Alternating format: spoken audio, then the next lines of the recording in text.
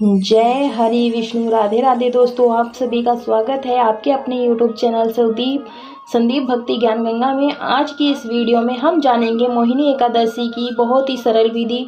दोस्तों, वैशाख मास की शुक्ल पक्ष में आने वाली एकादशी की तिथि को मोहिनी एकादशी के रूप में मनाया जाता है। शास्त्रों के अनुसार मोहिनी एकादशी व्रत व पूजन करने से मनुष्य के सभी प्रकार के मोह बंधनों से मुक्त हो जाता है और मनुष्य वैकुंठ धाम को प्राप्त करता है और आजीवन धन वैभव की कभी कमी नहीं होती है। इसलिए मोहिनी एकादशी को बहुत अधिक महत्वपूर्ण माना जाता है। तो वीडियो को दोस्तों अंत तक देखिएगा और स्किप मत कीजिएगा, और वीडियो को अगर पसंद आती है तो वीडियो को लाइक ज़रूर से कीजिएगा, इससे हमें मोटिवेशन मिलता है। तो दोस्तों, यह पूजा आप घर के मंदिर में भी कर सकते हैं और इस प्रकार से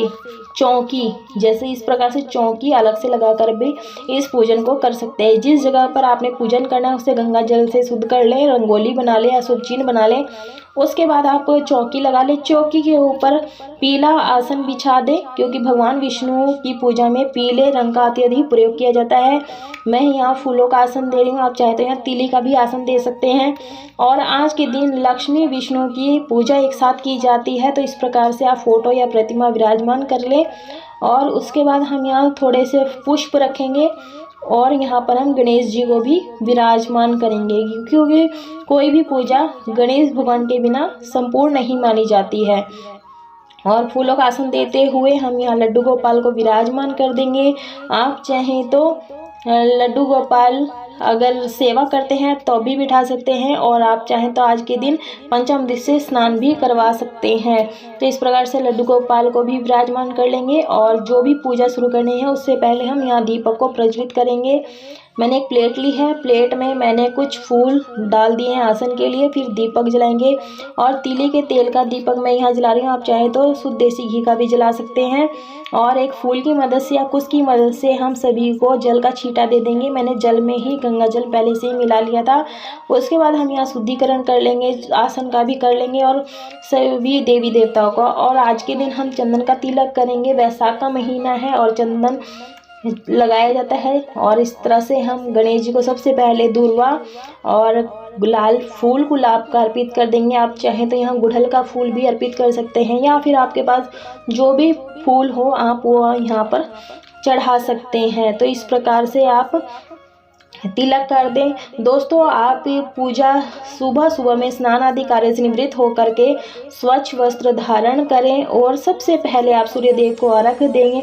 उसके बाद आप रोज की तरह मंदिर में पूजा करें, धूप दीप जला दे, दिखा दें और हाथ में जल और तिल लेकर के संकल्प लें कि आप किस तरह से व्रत करेंगे। उसके बाद आप यह व्रत का निर्जला या फलाहारी भी रख सकते हैं। तो उसके बाद हम माता को कुमकुम से तिलक कर दिए हैं और हम वस्त्र रूपी यहाँ पर कलावा अर्पित कर रहे हैं। आप चाहे तो यहाँ पर माता को श्रृंगार की सामग्री भी अर्पित कर सकते हैं। वस्त्र रूपी कलावा हम सभी को अर्पित कर देंगे इस प्रकार से। और माता लक्ष्मी को गुलाब का फूल अर्पित कर देंगे, क्योंकि गुलाब का फूल माता लक्ष्मी को अति प्रिय होता है। और भगवान विष्णु को पीला फूल अर्पित करेंगे। और जो भी आपके पास फूल हो वो आप उस फूल से भी पूजा कर सकते हैं इस प्रकार से। तो आप पूजन कर लें यहाँ से, ऐसे पूजन कर लें। उसके बाद हम यहाँ पर तिलक कर देंगे विष्णु जी को, राधा कृष्ण भगवान जी को। और इस तरह से आप जो लड्डू गोपाल जी हैं भगवान विष्णु और कृष्ण जी के ही स्वरूप हैं, बाल स्वरूप हैं। एकादशी भगवान विष्णु को ही समर्पित होता है, इसलिए इस दिन लड्डू गोपाल की विशेष पूजा की जाती है। तो भगवान विष्णु जी ने मोहिनी का रूप लिया था, तो इस प्रकार से हम लड्डू गोपाल को मोहिनी जी का रूप धारण करवा देंगे। और इस प्रकार से हमें मोहिनी एकादशी का व्रत और पूजा करनी है। दीपक का भी पूजन कर लेंगे। जब भी आप एकादशी का व्रत व पूजन करें तो हमेशा चंदन का ही तिलक करें। भगवान विष्णु के सभी रूपों को चंदन का तिलक ही करें। और वैशाख का महीना है, तिल दान करना और पूजा में तिल का विशेष महत्व रहता है। तो इस प्रकार से हम यहाँ कुमकुम से तिलक कर देंगे 5 बार 7 बार। आप यहाँ इस प्रकार से टीक देंगे। टीकने के बाद आप मन ही मन भगवान विष्णु का ध्यान करते रहें और मंत्र हो तो मंत्र का जाप करते रहें। अग्नि देवता को भी पुष्प अर्पित कर देंगे। ओम नमो भगवते वासुदेवाय नमः, ओम नमो भगवते वासुदेवाय नमः मंत्र का उच्चारण कर लेंगे और गणेश जी का पूजन करेंगे। ओम गण गणपतये नमः, ओम गण गणपतये नमः। लक्ष्मी विष्णु की इस तरह से हम मंत्र का उच्चारण करते रहेंगे और गणेश लड्डू भगवान का भी इस तरह से हम पूजन कर लेंगे। एकादशी के दिन आप तुलसी ना तोड़ें, आप एक दिन पहले ही तोड़ लें, ये इसका विशेष ध्यान रखें, क्योंकि एकादशी के दिन भगवान विष्णु तुलसी के साथ ही बहुत प्रसन्न होते हैं। तो इस प्रकार से आप तुलसी को आज के दिन ना तोड़ें और अक्षत में हम यहाँ पर तिल अर्पित कर रहे हैं, क्योंकि एकादशी में चावलों का निषेध में माना गया है, तो आप चावल यूज़ ना करें। और इस प्रकार से आप सभी को अक्षत अर्पित कर देंगे, यानी सफ़ेद तिल ही अर्पित कर देंगे। अग्नि देवता में भी अर्पित कर देंगे। और एकादशी वैसे तो बहुत महत्वपूर्ण होते हैं, लेकिन मोहिनी एकादशी को अति उत्तम माना गया है। तो इस प्रकार से हम यहाँ पर गुलाल, अबीर, गुलाल, हल्दी मिला करके भगवान विष्णु जी को अर्पित करेंगे और गणेश भगवान जी को भी फूल में अबीर और हल्दी ज़रूर से अर्पित करें। आज के दिन ज़रूर से अर्पित किया जाता है। और जो ये अबीर है भगवान जी का अलग से आता है, आप ये ले लें और ज़रूर हर पूजा में अबीर गुलाल ज़रूर से अर्पित किया करें। इस प्रकार से हम फूल में थोड़े से हल्दी और अबीर इस तरह से लगा लेंगे और हम लड्डू गोपाल जी को भी दे देंगे, माता लक्ष्मी जी को, सभी को अर्पित कर देंगे। मोहिनी एकादशी का व्रत अगर आप ना भी कर पाएँ तो पूजन करें और मोहिनी एकादशी की कथा ज़रूर से पढ़ें या सुनें, ताकि आपको मोहिनी एकादशी का संपूर्ण फल प्राप्त हो सके। तो इस प्रकार से लड्डू गोपाल को भी हम यहाँ पर चढ़ा देंगे।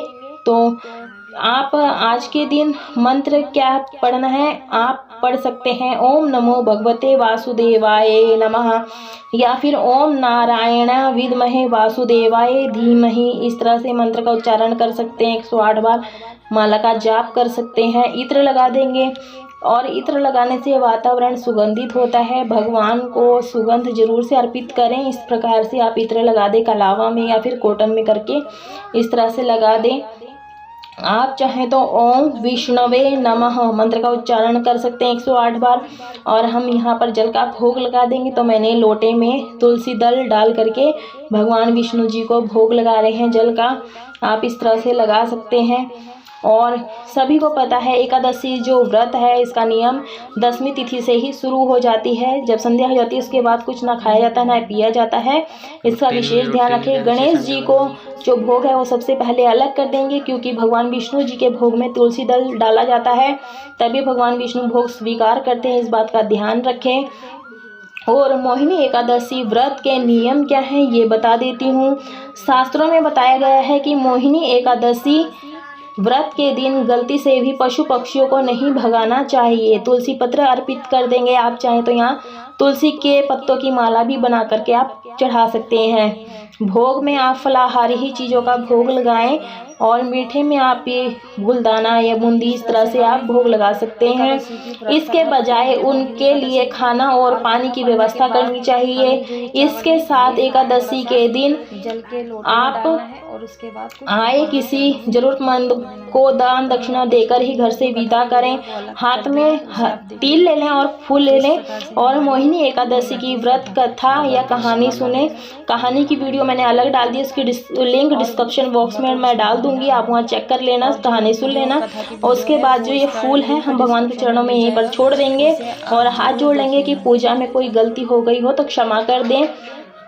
और एकादशी व्रत के फायदे क्या हैं, तो इस प्रकार से मैं फ़ायदा बता देती हूँ। मोहिनी एकादशी व्रत करने के नियम भी हैं। उस दिन प्रातः काल उठे, स्नान आदि करें, जल लेकर संकल्प लें आज हम मोहिनी एकादशी का व्रत कर रहे हैं उस दिन निराहार यानी जल का सेवन भी ना करें। तो इस प्रकार से हम कपूर से दीपक जला लेंगे। शाम के समय भगवान विष्णु या शिव जी का वहीं पर मूर्ति रखकर पूजन करें और भगवान गणेश जी की आरती आती हो तो गा सकते हैं। और आज के दिन हमें चावल नहीं खाने, ना ही बनाने हैं, चाहे कोई व्रत रखे या ना रखे। बस केवल गेहूं, उस दिन अन्न में गेहूं या जौ और बाजरा का ही प्रयोग जो व्रत नहीं करते हैं वो कर सकते हैं, लेकिन चावल से बनी खीर या चावल की रोटी का प्रयोग नहीं करना चाहिए, मनाही होती है। जो व्यक्ति ये गलती करता है तो शास्त्रों में लिखा है कि वह कीटाणु का भक्षण करता है, इसलिए इससे सावधान रहें। तो ये थे फायदे दोस्तों, ये बिल्कुल सरल विधि है। आप इस तरह से मोहिनी एकादशी का व्रत और पूजन कर सकते हैं। दोस्तों यह पूजन शाम के समय किया जाता है और दक्षिणा जरूर से निकालें। इससे दक्षिणा रखने से पूजा में रही कोई भी भूल चूक गलती होती है तो क्षमा हो जाती है। इस बात का जरूर से ध्यान रखें और हाथ में थोड़ा सा जल ले लें। जल लेकर के आचमनी जरूर से करें। हो सके तो आज के दिन छोटा सा हवन भी कर सकते हैं, नहीं तो नॉर्मली इस तरह से पूजन कर सकते हैं। और आचमनी 2 बार, 5 बार या 7 बार इस तरह से आचमनी कर लें, क्योंकि आचमनी करने से भगवान हमारे पूजा पाठ को सीधा स्वीकार कर लेते हैं। और हाथ जोड़ लें कि पूजा में रही कोई भूल चूक गलती हो गई हो तो क्षमा कीजिए। तो दोस्तों ये थी थोड़ी सी जानकारी। अगर आपको पसंद आती है तो वीडियो को लाइक शेयर ज़रूर कीजिए और कमेंट बॉक्स में जय लक्ष्मी नारायण हरि विष्णु जी